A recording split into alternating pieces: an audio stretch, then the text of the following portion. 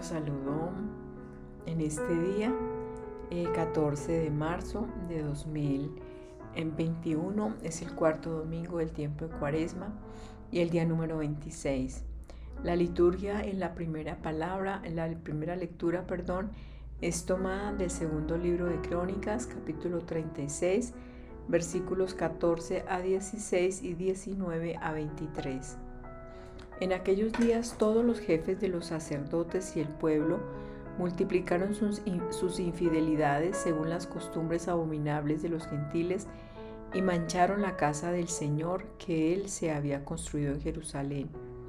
El Señor, Dios de sus padres, les envió desde el principio avisos por medio de sus mensajeros porque tenía compasión de su pueblo y de su morada. Pero ellos se burlaron de los mensajeros de Dios, despreciaron sus palabras y se mofaron de sus profetas hasta que subió la ira del Señor contra su pueblo, a tal punto que ya no hubo remedio. Los caldeos incendiaron la casa de Dios y derribaron las murallas de Jerusalén, pegaron fuego a todos sus palacios y destruyeron todos sus objetos preciosos. A los que escaparon de la espada los llevaron cautivos a Babilonia, donde fueron esclavos del rey y de sus hijos hasta la llegada del reino de los persas, para que se cumpliera lo que dijo Dios por boca del profeta Jeremías. Hasta que el país haya pagado sus sábados, descansará todos los días de la desolación, hasta que se cumplan los 70 años. En el primer año de Ciro, rey de Persia, en cumplimiento de la palabra del Señor por boca de Jeremías, movió el Señor el espíritu de Ciro, rey de Persia, que mandó publicar de palabra y por escrito en todo su reino. Así habla Ciro, rey de Persia: el Señor Dios de los cielos me ha dado todos los reinos de la tierra. Él me ha encargado que le edifique una casa en Jerusalén de Judá. Quien de entre ustedes pertenezca a su pueblo, sea su Dios con él y suba. Palabra de Dios, te alabamos, Señor. Salmo 136. Que se me pegue la lengua al paladar si no me acuerdo de ti. Junto a los canales de Babilonia nos sentamos a llorar con nostalgia de Sión. En los sauces de sus orillas colgábamos nuestras cítaras. Que se me pegue la lengua al paladar si no me acuerdo de ti. Allí los que nos deportaron nos invitaban a cantar, nuestros opresores a divertirlos, cantadnos un cantar de Sión. Que se me pegue la lengua al paladar si no me acuerdo de ti. ¿Cómo cantar un cántico al Señor en tierra extranjera? Si me olvido de ti, Jerusalén, que se me paralice la mano derecha. Que se me pegue la lengua al paladar si no me acuerdo de ti. Que se me pegue la lengua al paladar si no me acuerdo de ti, si no pongo a Jerusalén en la cumbre de mis alegrías. Que se me pegue la lengua al paladar si no me acuerdo de ti. Segunda lectura tomada en la carta del apóstol San Pablo a los Efesios, capítulo 2, versículos del 4 al 10. Hermanos, Dios, rico en misericordia por el gran amor con que nos amó, estando nosotros muertos por los pecados, nos ha hecho vivir con Cristo. Por pura gracia están salvados. Nos ha resucitado con Cristo Jesús y nos ha sentado en el cielo con Él. Así muestra a las edades futuras la inmensa riqueza de su gracia, su bondad para con nosotros en Cristo Jesús, porque están salvados por su gracia y mediante la fe, y no se debe a ustedes, sino que es un don de Dios, y tampoco se debe a las obras para que nadie pueda presumir, pues somos hechura suya, nos ha creado en Cristo Jesús para que nos dediquemos a las buenas obras que Él nos asignó para que las practicáramos. Palabra de Dios, te alabamos, Señor. De tal manera amó Dios al mundo que dio a su Hijo unigénito para que todo el que en Él crea tenga vida eterna. Lectura del Santo Evangelio según San Juan, capítulo 3, versículo del 14 al 21. En aquel tiempo Jesús dijo a Nicodemo: como Moisés levantó la serpiente en el desierto, así tiene que ser levantado el Hijo del Hombre, para que todo el que crea tenga por él vida eterna. Porque tanto amó Dios al mundo que dio a su Hijo único, para que todo el que en él crea no perezca, sino que tenga vida eterna. porque Dios no ha enviado a su Hijo al mundo para juzgar al mundo, sino para que el mundo se salve por él. El que cree en él no es juzgado, pero el que no cree ya está juzgado porque no ha creído en el nombre del Hijo único de Dios. Y el juicio está en que vino la luz del mundo y los hombres amaron más las tinieblas que la luz, porque sus obras eran malas. Pues todo el que obra mal aborrece la luz y no va a la luz para que no sean censuradas sus obras. Pero el que obra la verdad va a la luz para que quede manifiesto que sus obras están hechas según Dios. Palabra del Señor, gloria a ti, Señor Jesús. En este cuarto domingo de Cuaresma, la liturgia nos está hablando a nuestro corazón.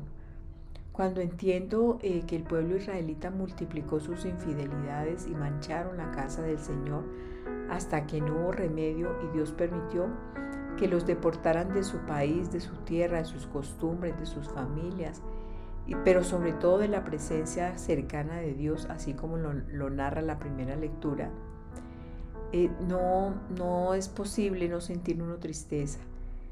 Pensar en que yo tengo un país, tengo una familia, tengo unas creencias, tengo un lenguaje, tengo un nombre, tengo una nacionalidad, tengo unos derechos dentro de mi nacionalidad y yo no los puedo ejercitar porque así como ocurrió con el pueblo israelita, era tanta la maldad que, como dice en la primera lectura, ya no hubo remedio. Dios se cansó, envió a los profetas, uno, otro, día tras día, y se burlaban de ellos, los mataban, no les obedecían, no los escuchaban. Entonces ya no hubo remedio y por eso entonces ellos, los israelitas, fueron deportados a Babilonia. O sea, fueron llevados, deportar quiere decir, los sacaron de su tierra, de su casa, de su familia, de su entorno, de sus creencias, de sus costumbres. Yo quisiera que nos pusiéramos a pensar un poco qué pasaría si nosotros perdiéramos todos esos atributos que tenemos como personas, una nacionalidad, un país, un nombre, unos padres, un lenguaje, una cultura, unas creencias, una libertad, unos derechos, pero que me los quitaran y me llevaran a un país lejano, en esclavitud, a un país desconocido, a un país que tiene otras creencias, otras costumbres, otras situaciones. Eso no es fácil. Pensemos, por ejemplo, en la situación de los venezolanos en este momento. Son muchos de ellos los que tienen problemas, no tienen un hogar, no tienen una casa, muchos dejaron a sus familias allá abandonadas por venir a buscar acá a Colombia y a muchos países formas de obtener cómo subsistir y sin embargo no lo han logrado. Entonces no es sencillo, no es fácil. Por eso la palabra nos está mostrando hoy es esa testarudez de nosotros de no escuchar a Dios, de no seguirlo. Pero sin embargo, a pesar de ser obstinados, de ser de cerviz dura, de corazón duro, aún así, Dios siempre nos ha enviado mensajeros, siempre nos ha enviado profetas, siempre nos ha enviado quien nos hable de su palabra. Pensemos en los sacerdotes que siempre nos están hablando de Dios, en ese seminarista, en ese misionero, en esas personas laicas que de una u otra forma nos hablan de Dios y nos enseñan su palabra y la forma en que nosotros debemos amar a Dios. Entonces debemos escuchar eso, no ser testarudos, no ser tercos, no ser obstinados, para que no nos pase esto. Sin embargo, reitero, pese a la infidelidad nuestra, al desprecio por las cosas de Dios, la ignorancia de observar su palabra, Dios siempre sigue fiel, siempre nos está insistiendo, siempre nos está dando otra oportunidad, como en este caso, que eligió al rey persa Ciro. Este rey era un rey pagano, no era un creyente, no era un seguidor, no era un apóstol, no era un profeta, amaba a otros dioses, respetaba y adoraba a otros dioses.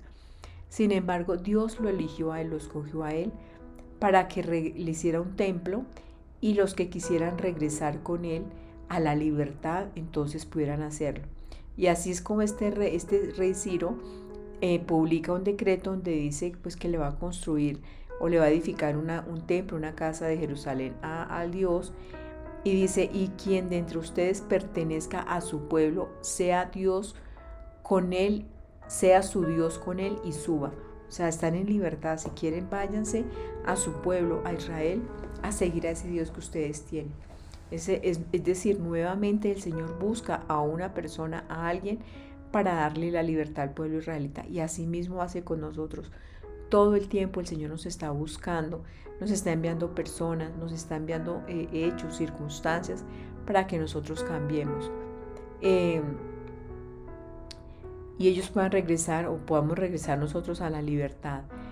¿Saben por qué Dios nos da tantas oportunidades y quiere que le sigamos? Esta respuesta la encontramos en la segunda lectura, cuando Pablo en la carta a los Efesios dice, hermanos, Dios rico en misericordia por el gran amor con que nos amó, estando nosotros muertos por los pecados, nos ha hecho vivir con Cristo. Por pura gracia estamos salvados. Nos ha resucitado con Cristo Jesús y nos ha sentado en el cielo con Él. Así muestra a las edades futuras la inmensa riqueza de su gracia, su bondad para con nosotros en Cristo Jesús. Porque estamos salvados por su gracia y mediante la fe. Y no se debe a ustedes, no se debe a cada uno de nosotros, no se debe a que somos buenos, es por pura gracia, por puro regalo de Dios.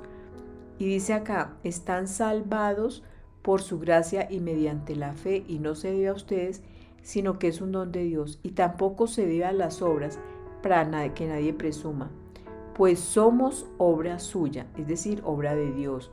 Nos ha creado Dios en Cristo Jesús para que nos dediquemos a las buenas obras que Él nos asignó para que las practicásemos. Es decir, esta es la misión que nosotros debemos desarrollar, y es que Dios nos ha creado, somos hechura de Dios, hechos en Cristo Jesús, para que nos dediquemos a las buenas obras. No a robar, no a matar, no a mentir, no a engañar, no a quemar. No, Él nos está diciendo yo los he creado a ustedes para buenas obras, las cuales les he asignado para que las pongan en práctica. ¿Desde cuándo las asignó? Desde el momento de la concepción en el vientre de nuestra madre. Él nos dio unos talentos, Él nos dio unos carismas, Él nos dio unos dones, Él nos dio unas aptitudes para que nosotros podamos desarrollarlas. Esa es la designación que Dios nos ha hecho a nosotros. Pero como nosotros no lo sabemos, muchas veces nos desviamos, nos equivocamos de ese camino que Dios ha trazado. Dice acá entonces, para que nos dediquemos a las buenas obras que Él nos asignó para que las practicásemos. Pero repito, como no lo hacemos, entonces por eso es que no practicamos, porque no conocemos a Dios. Y en este evangelio de Juan 3, específicamente el versículo 16, está el fundamento de por qué Dios envió a su Hijo Jesucristo a la tierra. Y dice, como Moisés levantó la serpiente en el desierto, en el Antiguo Testamento, cuando el pueblo israelita fue desobediente,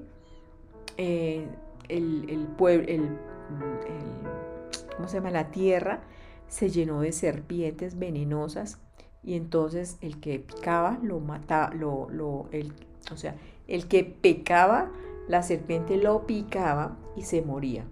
Entonces los israelitas le pidieron a Moisés que le orara al Señor para que les quitara esas serpientes.